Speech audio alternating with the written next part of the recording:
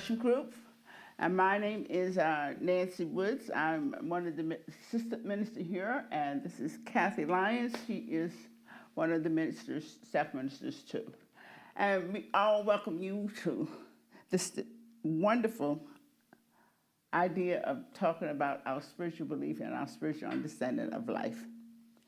And help us welcome who is going to pray us in, one of our practitioners, Jenny. So in this center, we always start with something we call the lighting, call to service, lighting the flames of faith. Now, we perform this ceremony to promote the universal consciousness of life. You got it.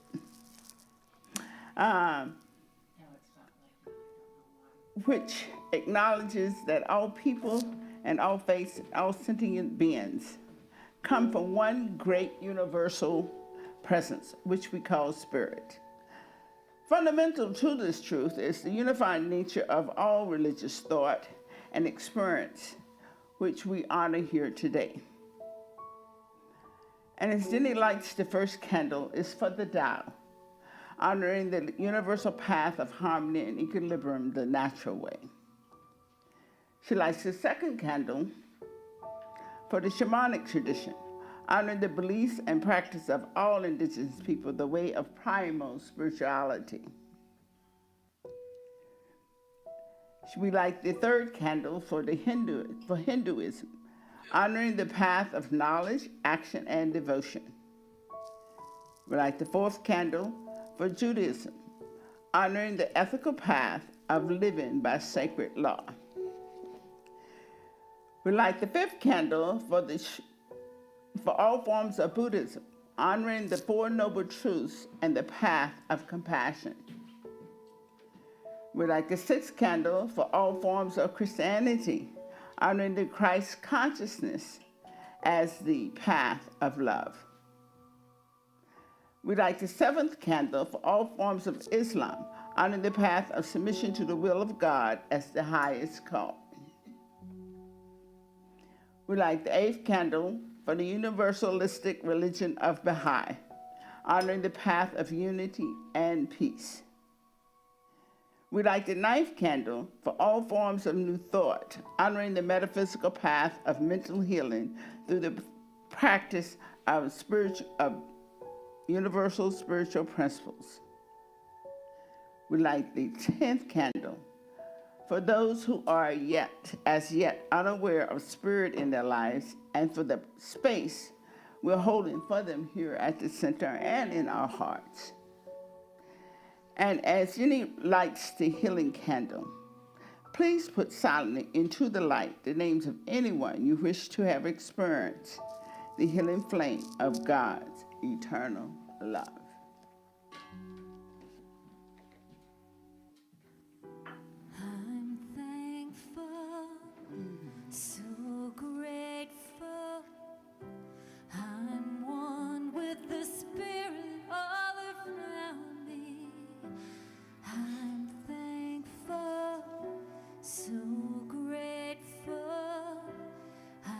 Trust in God. I surrender. I'm one with the Spirit all around me. I surrender. I trust in God.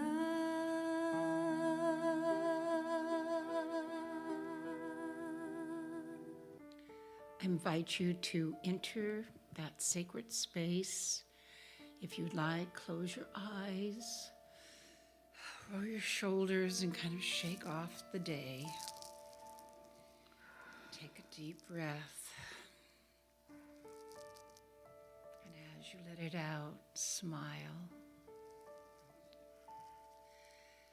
And I know there is only one flame, one light, and it doesn't matter how you call it, whether it's Holy Spirit, Spirit, higher self, it is all the same one power of love and compassion.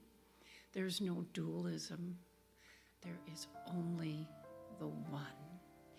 And I know that I am united with this one, and so is everyone here and everyone online.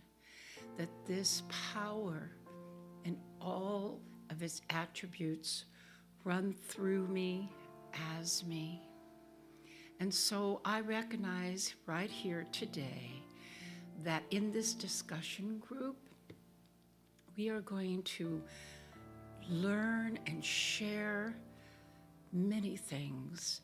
And as we share, we will listen to one another, not with judgment or condemnation, but with love and pride and joy. And then as we leave, we take away exactly what we needed to hear here today. And so I am thankful for Reverend Nancy and Reverend Kathy and for everybody who is here in our center. And on a side note, I got some good news about my daughter, so I am very thankful for that. And so I release my word to the law that always says yes. Yes, my beloved. I let go and I let God, as together we say, and so it is. So we have a few announcements. Practitioners are available. I'm a practitioner. We have practitioners here. Tomorrow morning we have Tai Chi, and I've been doing this. It's really a lot of fun.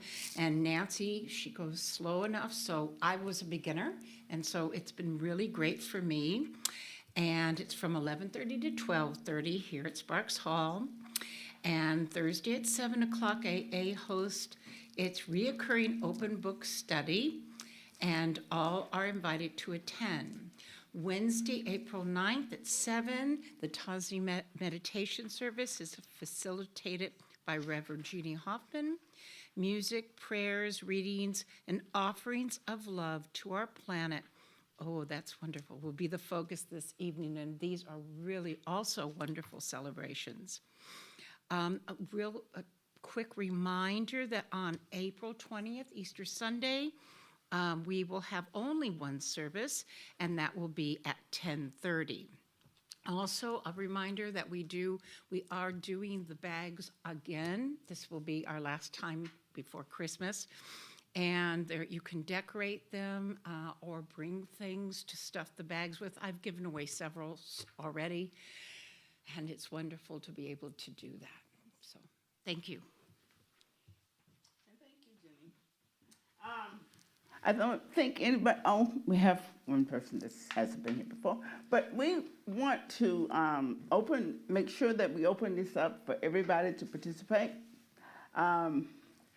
to acknowledge that every mind is a divine expression of life, and everyone has something to bring to each and every experience. So it's with this in mind, we're going to sort this, and I want to thank Reverend Kathy for stepping in for Reverend Maureen for tonight, and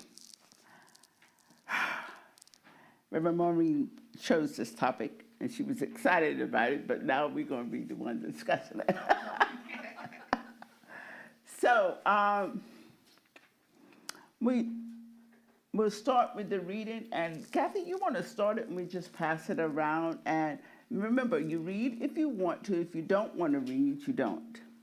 I just pass it to the next person. Okay, now should she have the microphone? Is she She's going to get the microphone. Oh, great, thanks. So read the first two if you can. Why talk so much about God? You may ask why we use words God and Spirit so frequently, and why it is when we explain the science of mind that we so often speak about the nature of God or Spirit. When we use the word God or Spirit, we mean the intelligent life principle, which the philosopher calls reality, and what all religions mean when they refer to that something in the universe which responds to our consciousness. It is self-evident that such a first cause, such an intelligent cause exists.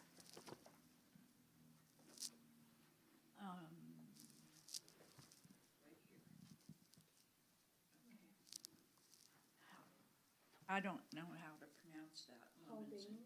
Haldane says materialism, once a scientific theory, is now a fatalistic greed of thousands. But materialism is nothing better than a superstition on the same level as a belief in witches and devils. This eminent scientist is telling us that it stretches our imagination more to disbelieve in God or a universal consciousness than it does to believe that there is such a universal consciousness. Or as the sage of antiquity said, he that planted the ear shall he not hear. He that formed the eye shall he not see. He that teaches man's knowledge shall he not know.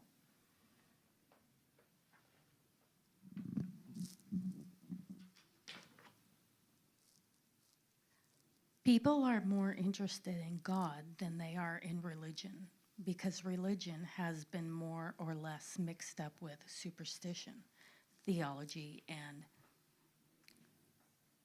Ecclesiastes. okay. But people never have ceased being interested in the nature of God. And there is nothing that gives greater satisfaction than to believe in a supreme intelligence with which we may commune, and in infinite power with which we may consciously deal. Do you want me to read one more paragraph? Mm-hmm.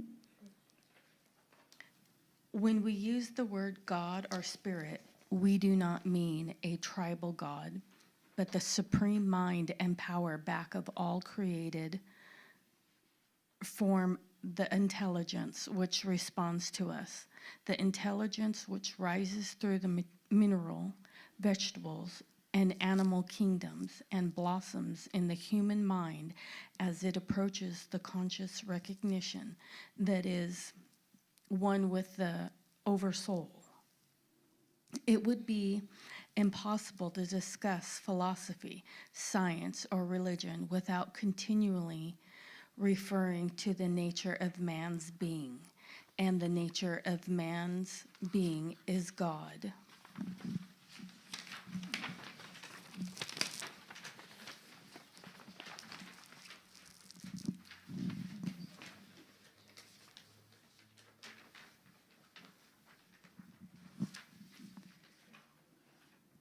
We both, yeah.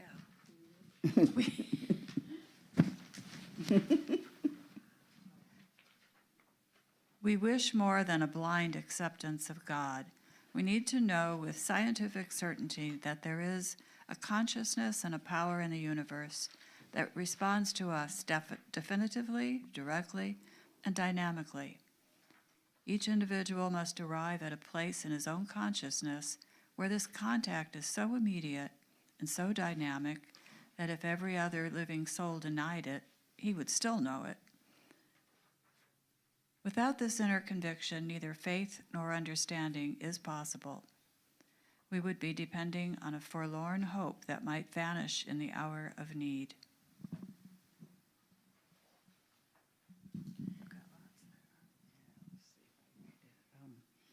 It is enough for the intelligent person to know that the entire planetary system manifests intelligence and organization that is.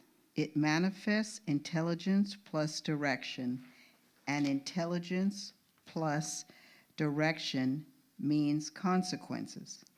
No, that's not no consciousness, sorry.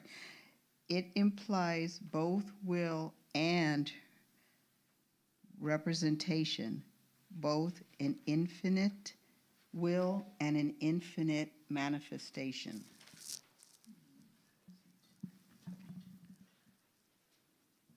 There is within each of us a deep awareness, a subjective and a spiritual consciousness, which by pure intuition knows that the universal intelligence, which we call God, exists.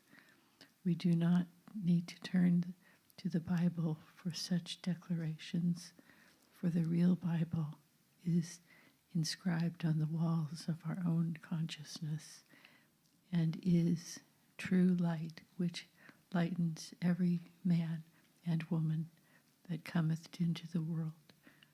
The inner consciousness of our union with God is supreme.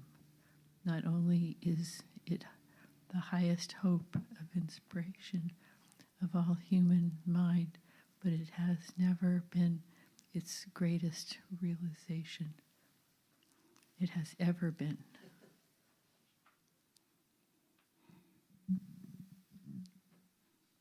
It is self-evident that we exist because we experience existence. It is self-evident that an indefinite mind exists since we can think. It is self-evident that the mind is of unity, since as individuals we recognize each other. It is self-evident that we can commute with indefinite mind since we can commute with each other. We cannot disbelieve this is self-evident proposition, for we must accept that which is impossible to deny. Now everything starts from this certainty of our own being. It is the only fact in the entire universe of which we are absolutely certain.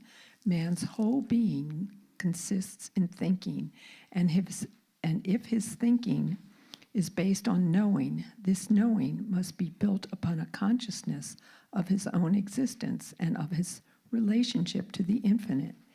It is this spiritual discernment of which Jesus spoke when he said, "Ye must be born again." With scientific certainty, the intellect is being led back to the necessity for a new birth. And do another one, Miss. We must believe in spirit if we are to use spiritual power effectively. The consciousness of spirit, the inner realization of the presence of perfection, the willingness to meditate upon this perfection, to understand its operation and to sense its presence, is the power back of all effective mental treatment. Whether it be the healing of physical disease or the control of conditions, consciousness must be back of the word. This consciousness does not contradict common sense or the best use of the intellect. It is never necessary to contradict common sense in arriving at the truth, for fact and faith never conflict. We talk about God because everyone instinctively feels that God is, and because human experience proves the necessity of such a supposition in order to explain the facts we do know. We start with the simple induction that since man is and has consciousness, he must live in consciousness. Consciousness or pure spirit must be the cause of everything that is, including the physical universe. No, I can mic. Since the universe exists as a harmonious whole, the consciousness back of it must be a perfect, indivisible unit. After having established these two simple premises, we go on to the to the necessitative conclusion. That sounds like a hard word. Conclusion that since man is, and since there is an infinite consciousness, this infinite consciousness in man is man. Man's thought becomes creative not by well-wishing, prayer, or supplication, or desire, but through necessity. Consciousness in its infinite sense is what we mean when we use the word God. Consciousness is the individual sense, is what we mean when we use the word man. This is no way shuts out any department of knowledge, but includes them all within the realm of consciousness, since knowledge could not exist unless someone were conscious of it. Our entire inquiry, then, is an inquiry into the relationship between God and man, and so far as we establish a right relationship, we shall have a corresponding power. When people ask, why do you talk so much about God?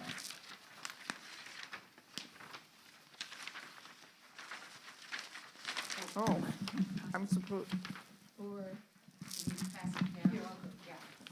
Yeah, continue.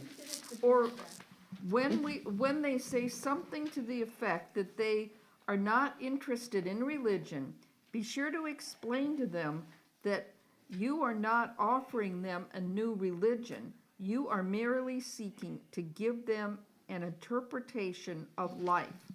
You are not even trying to convince them that your philosophy is correct. You are trying to give them a reasonable basis for what they already believe. Always be careful to explain that what you are giving them is just as much theirs as yours. It does not belong to any person, but like the principle of mathematics, this knowledge of God can be used by all. Every normal person wishes to believe in God, and you are giving the student a reasonable explanation for that which he already believes, and trying to help him understand what he already feels must be so. You want me to go on? Mm-hmm. You may be certain that if you approach your teaching from this viewpoint, everyone will agree with you. Always make people feel that you are adding to that which they already have, never taking away anything away. The very fact that God is already in them as principle of their own life needs to be explained. When you explain to them that the God power within them is independent of any other person's consciousness, that they stand alone in the divine reality with the power to demonstrate as such of its as much of it as they can conceive at any moment. You will have established them in their relationship to the universe. Reality itself must always exceed any individual's understanding, because with an expanded consciousness, a larger good is understood. Do not be afraid to use the word God or the word spirit. All we need to avoid is any superstitious use of the terms, and we most certainly should avoid all dogmatic use of them. In this work, we are making the greatest experiment which is the human mind can undertake. We are determining whether or not there is a universal intelligence which responds to us in a creative manner. We are engaged in an endeavor to see how much joy we can take out of this oversoul for ourselves and for others.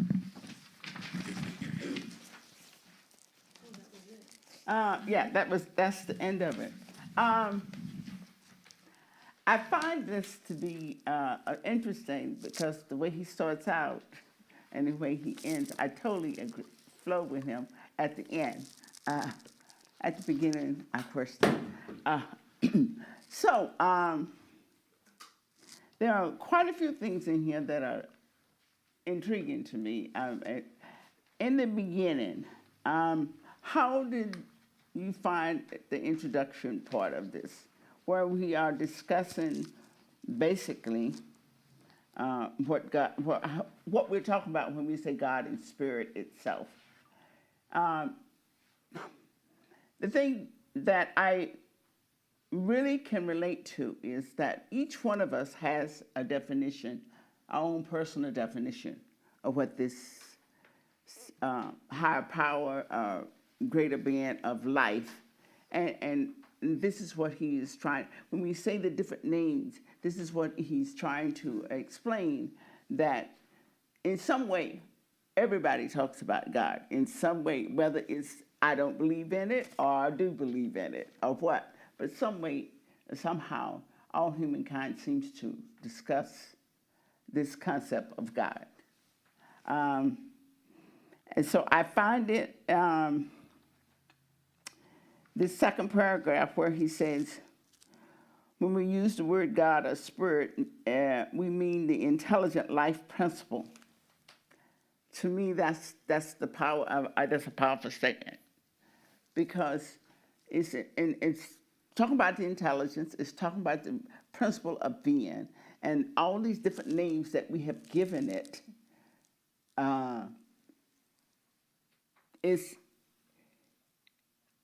It kind of sums it up that this is the awareness and the intelligence that is coming forth expressing.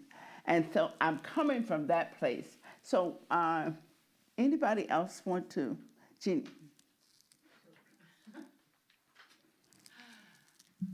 What I underlined in that paragraph, which I really liked, was something in the universe which responds to our consciousness. So and as I was saying in the treatment, it doesn't really matter what we call it. But I can feel when I meditate, when I pray, when I do treatments, I can feel that response from the universe. And there are times, this is my favorite time, when I'll be doing a treatment and all of a sudden, and this has happened a lot more lately, I don't almost even know what I'm saying. It's just coming through me, and it just feels really wonderful. And to me, that's responding, the universe responding. So I like that part there. Good. Anybody else? I'll just share, when I first came to the science of mind, what I liked about it, it presented God or spirit in a way that I could really understand, because I didn't grasp that idea when I was a kid and went to Sunday school, and there's this God up there, and and then the whole thing about you have to accept this Jesus. I believe in the teachings of Jesus, that I have to believe in Jesus to be saved. All of that stuff didn't make sense to me. And I didn't even like using the word God, he, way, way back. I know Ernest does it because that was the cultural norm. But this is what I like, is that it's this first cause, intelligent cause. It responds to what I'm thinking and believing. And and that it's not up there, but within all of us. And I could grasp that idea. And when I started having somebody do spiritual mind treatment, I always thought prayer was kind of a thing you did kind of as a last resort, because, and just kind of thought, well, I'll feel better. But there is something that was responding, and that got me convinced about spiritual mind treatment, that, yeah, it works. Mm-hmm. Mm-hmm. Anyone else?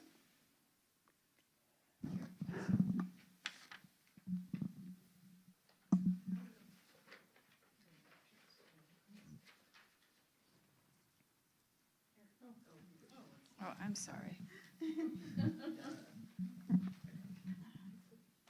I was reading, and I was reading a treatment for something that was ailing me, and all of a sudden I got a head rush, and it was like you said, I was reading and the words were coming, but it was so automatic. Yeah, and I noticed that I felt a lot better when I was done. Anybody? You know, they are on the page 108 and about in the middle of the page. He says, there is within each of us a deep awareness, a subjective and spiritual consciousness, which by pure intuition knows that the universal intelligence, which we call God, exists. I think that this idea of its existence is probably more concrete to me now than ever before. And you know, one of the things that I realized is that when I look at history and the different spiritual teachers and from all different parts of the world, they came up with awarenesses and knowledge. And years later, science began to utilize find these same things, these principles, these laws of the universe that are actually in existence. And to me, that's the idea that somebody was able to obtain this knowledge without all the science background is what really made me really start looking at, okay, so this knowledge is already in existence. And this made me start paying attention to how I used it and how much I tuned in to trying to increase my attention towards getting in touch with my own awareness and own understanding, and begin to just test it out, see if it worked. And the more I utilize it, the more I'm finding it does work. It does. There's an awareness that seems to come forth, that seems to lift things up. And not only that, is I like the idea of things that embraces everybody. That is probably one of the most significant things that draws me to that awareness and that understanding. And so I think that the idea that God does, the existence of it, was something that at the beginning I've kind of picked up from our parents and our teachers and people around me. But later on, it became an awareness because I felt that I began to use it, and it became a more realistic to me. I think that the existence and how people defined it is part of the variation. I find that I'm comfortable with that now, that each person can define it the way they have their own personal experience.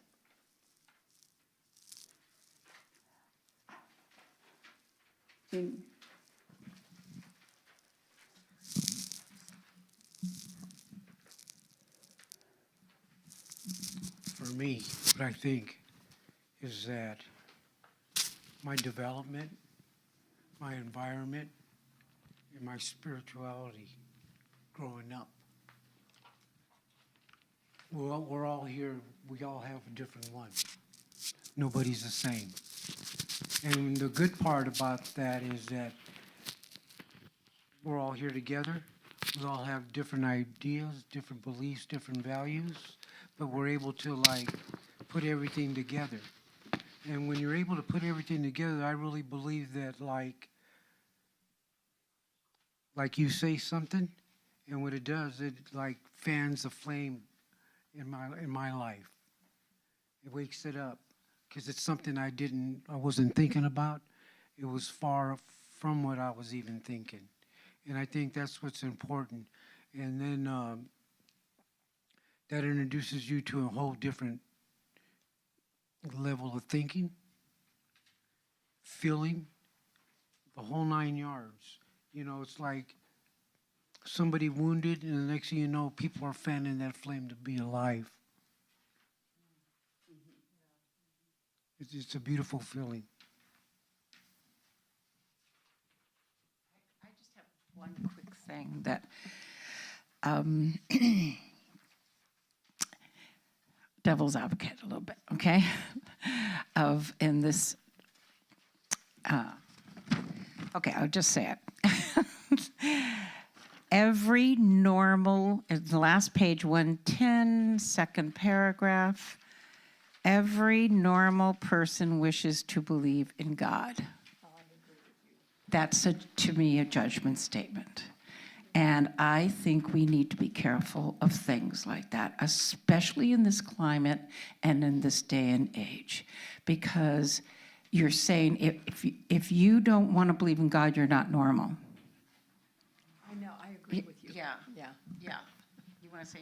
I actually thought the same thing when I read that. I went, wait a second. Yeah. What's a norm? And anyway, who can tell me what anyway, that would be, but Just nitpicky, but, you know. so my brother's not normal.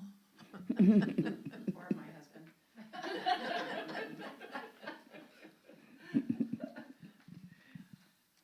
All right, does anybody else have something that they found in this? Because I think that, okay, I just wanted to tell my story about this consciousness of there's something bigger than me, there's a God, there's some sort of system, intelligence behind all of this. When I was a kid, and all it was that thing that happens around age 8 where you realize you're going to die. And I felt it so strongly that I would not exist one day. Hell, I'm still here so long after that. But it was an amazing experience for me because I pictured myself dying and everything continued without me in this body. It was so amazing to just go, it just goes on without this or my address, telephone number, family tree, all of that. It was an amazing experience, and it's sort of it's the foundation of my spiritual life, which is sort of floating around on a raft right now, but it was a powerful experience as a child. And I think when you were talking, Nancy, about how amazing it is how long ago before science ancients came up with these thoughts, I often think how different we would be without all the books and the writing. To learn something, to listen to somebody, and have to really remember it, not just take a note and stick it in a notebook that is hanging around in your estate at the end.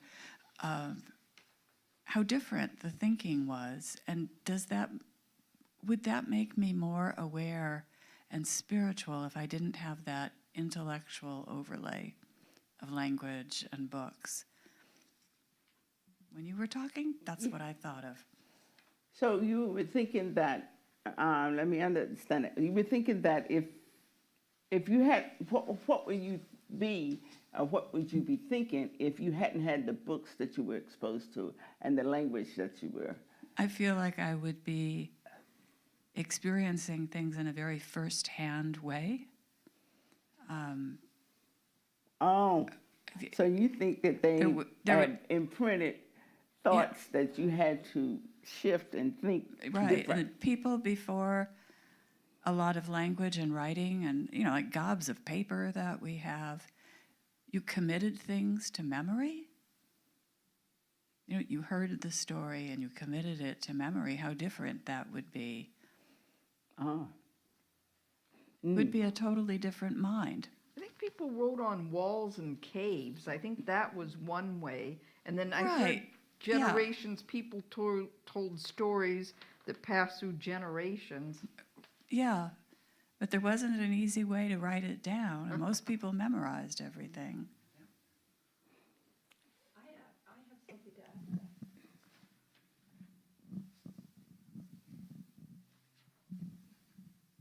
add.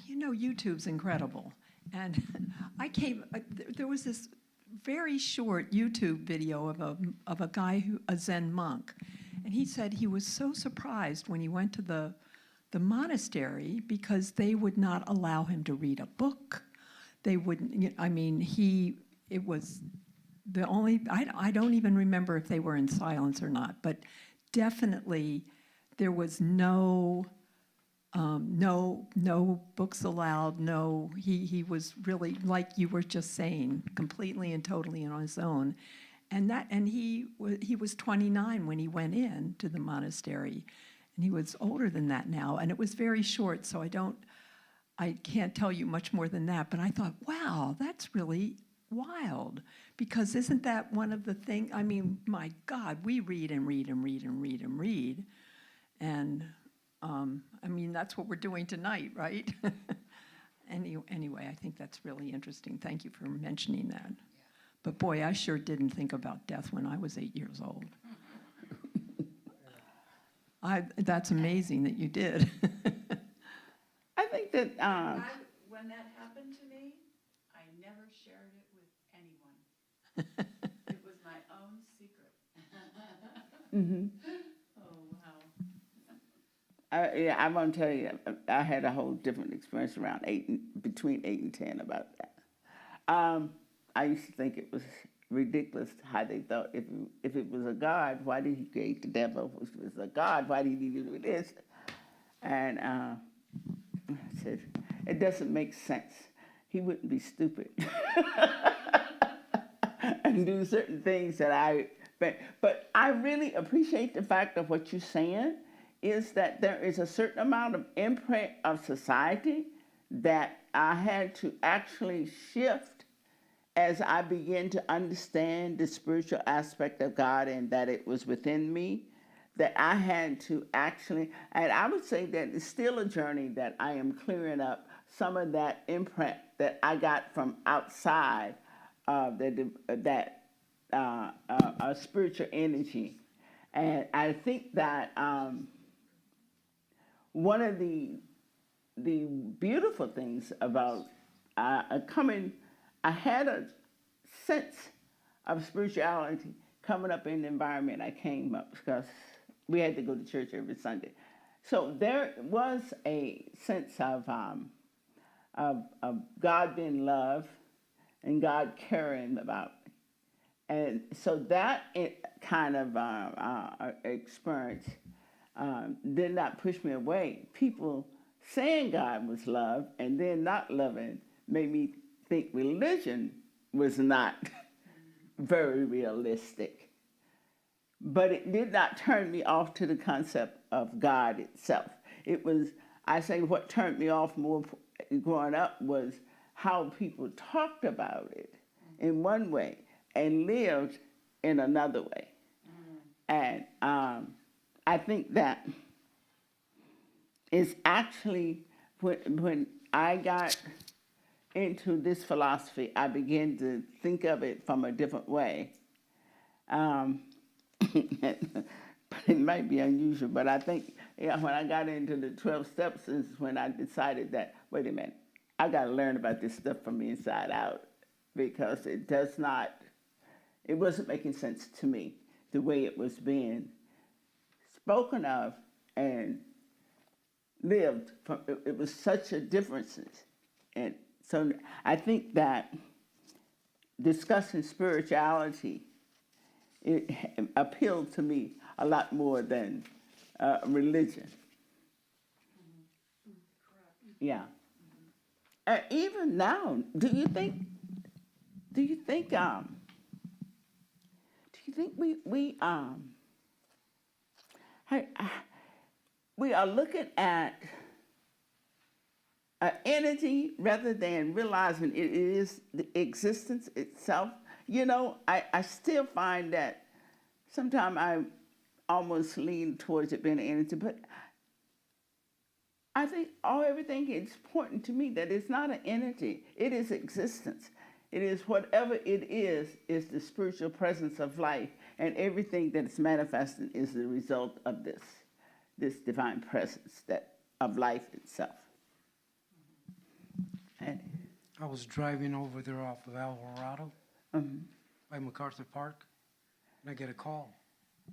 And when I get the call, I pull over, and it's a minister from AME Church down there, the big one.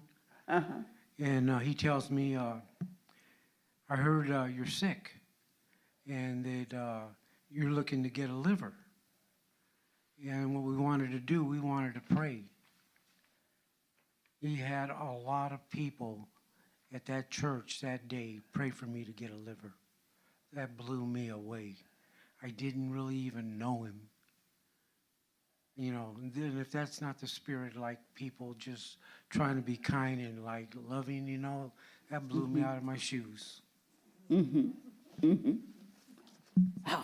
that's pretty. I think it's things like this, and a lot of the experiences that I've had over the years of just from different people and different information, little nuggets coming from different people sharing their understanding, their awareness, has helped me shift mine. But the biggest shift, I think, came from me feeling like I relied on something and I experienced a different experience in life. I experienced peace. I experienced harmony.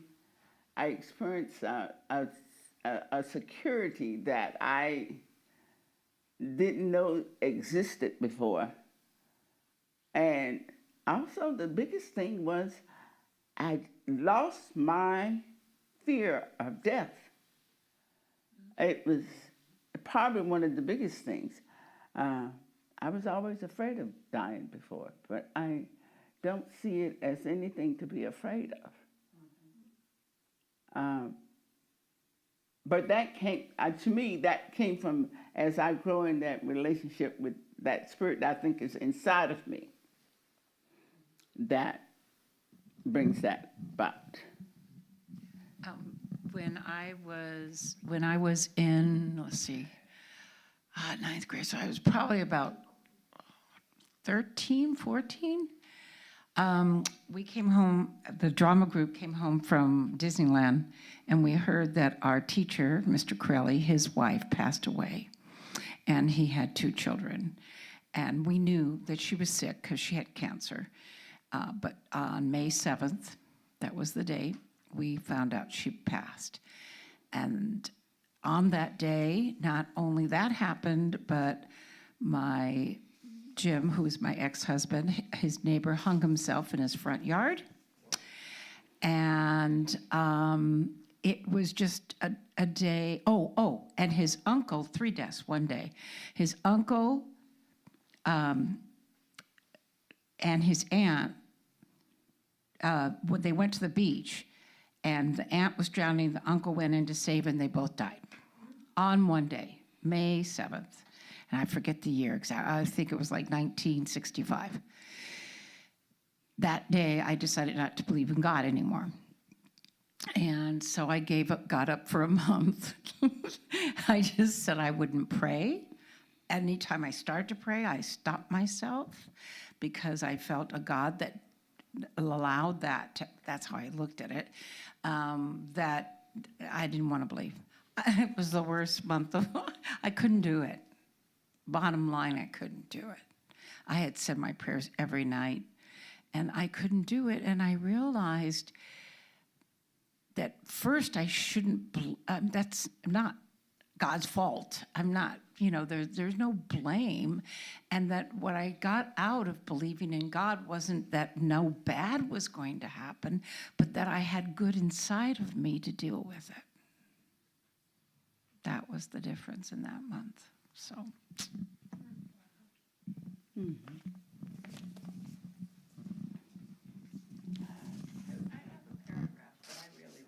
Yeah. this is on 108.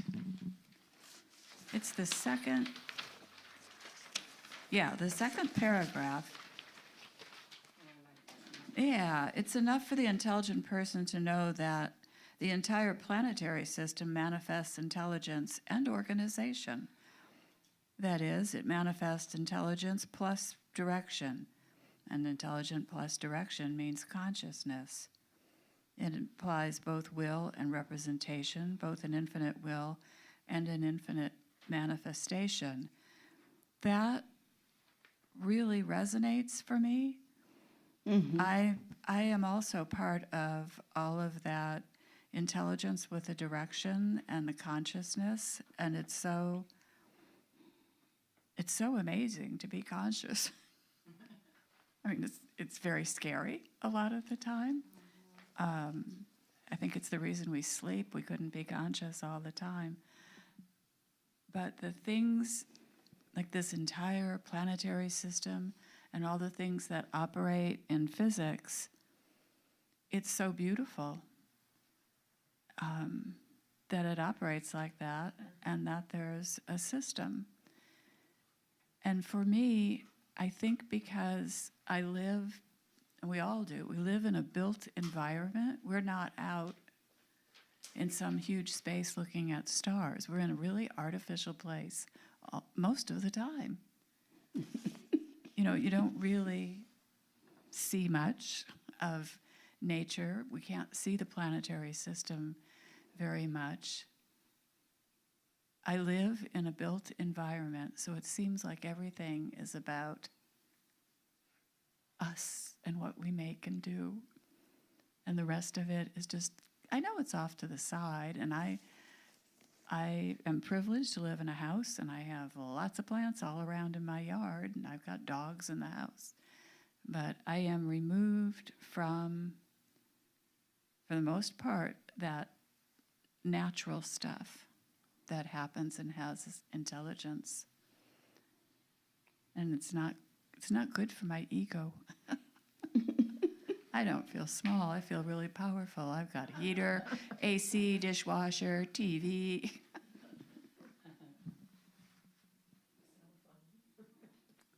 I think the art of the nature and what it does is really one of the greatest reinforcements, I feel like. And that's more recently, because I was not. I remember my husband and I used to take walks, and he keeps saying, "Would you pay attention to walking?" And I would be up looking at the birds. Yeah.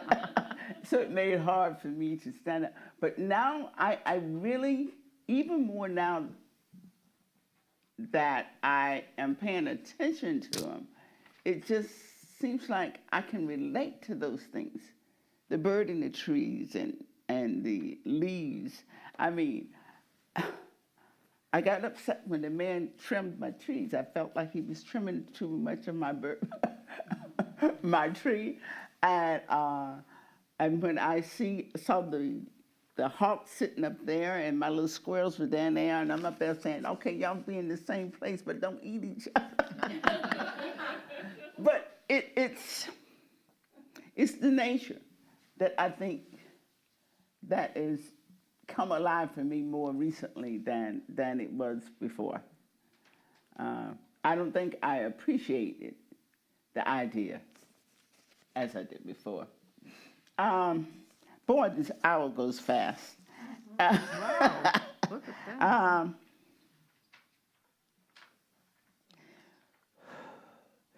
Consciousness in its infinite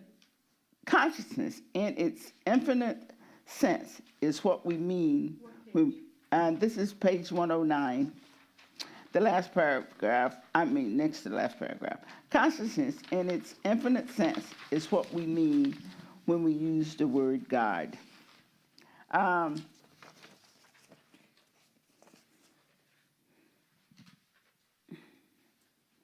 I think it might be even more than that, more than consciousness. But then again, you know, right now science has got that ball knocking it around what consciousness is.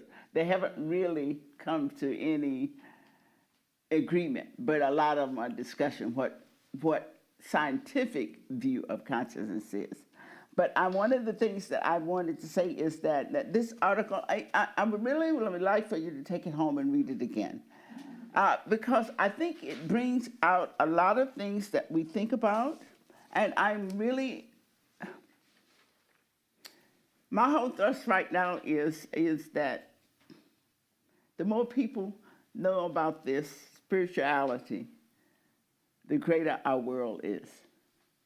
And I think that the more we know it, the people that are looking at it and studying it, and the more we live it, the more impactful this awareness and how it says to lift up every soul and to see everyone as part of who we are and what we are.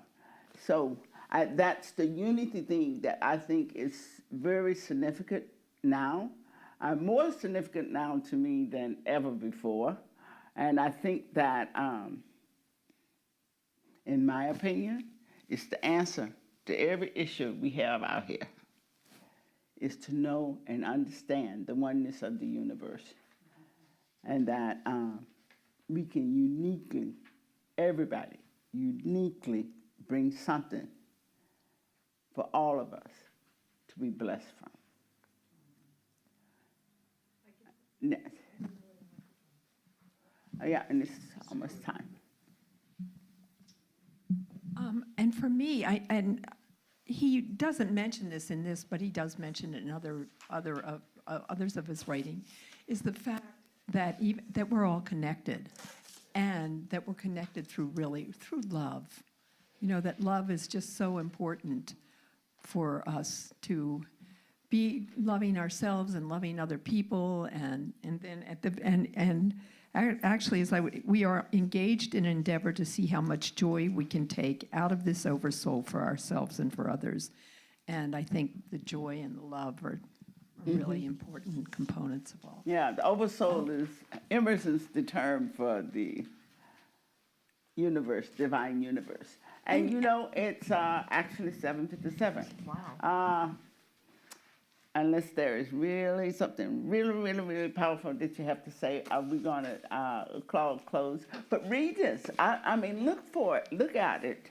And I'll see if we can take an article that would be close to it the next time. We meet again towards the end of the month. So it's the first Wednesday, and the fourth Wednesday. We're going to meet again. Yeah. And in between, it's drums and the rest of it. So you'll be doing it twice. So we're going to say it's 7:58. So we're getting ready to say goodnight.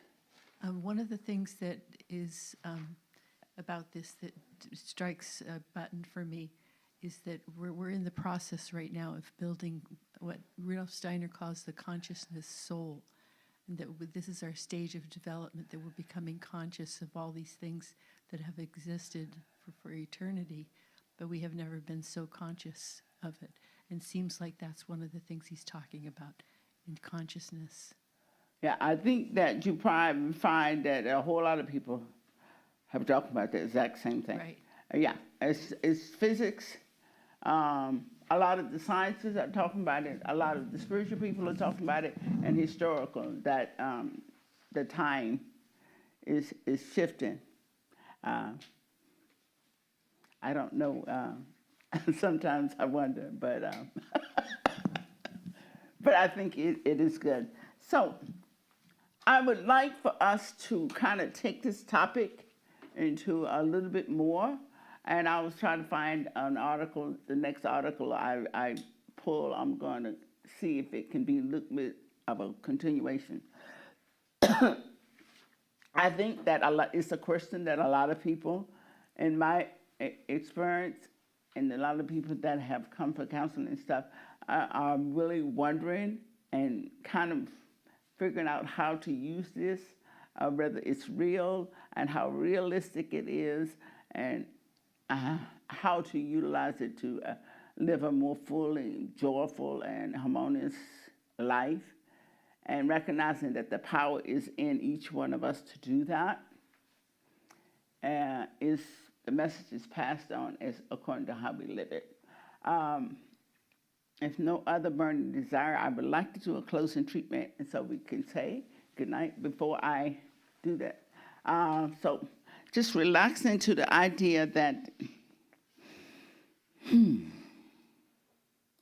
this spiritual presence that we are recognizing and honoring here tonight, we're very grateful to the idea that we are able to share in each other's company in this way and talk about something that is the foundation of love, of peace, and the joy of living. And as we recognize and embrace this idea, we know that each thing that unfolds from this awareness and this understanding brings us closer to living and being the true self that we are, knowing that each one has the power and ability to create a life experience in which not only ourselves, but everybody around us will begin to experience more of the beauty and the joy of life and flow more harmonious with it, and be able to allow ourselves to be in a consciousness of responding to the environment in such a way that we are experiencing that love. So we let go of all this idea that we must react, we must fix, we must change. We release it and allow it to be that which we are letting go as a past experience, and embrace the idea that we have the freedom of choice, that we are able to choose, we are able to utilize this consciousness of power, of love, of harmony and peace and joy. We are able to utilize this consciousness that fulfills all these things and utilize it in such a way that we are a blessing to ourselves and others. And we move forward from this experience tonight with this idea in mind, realizing and appreciating and embracing the idea of who and what we are, knowing that that truth of what we are embracing is also that which we are greeted with each person that comes into our experience, knowing that the divine presence of life have gifted us with this understanding in a greater, more expanded way as we share with each other who we are and where we are.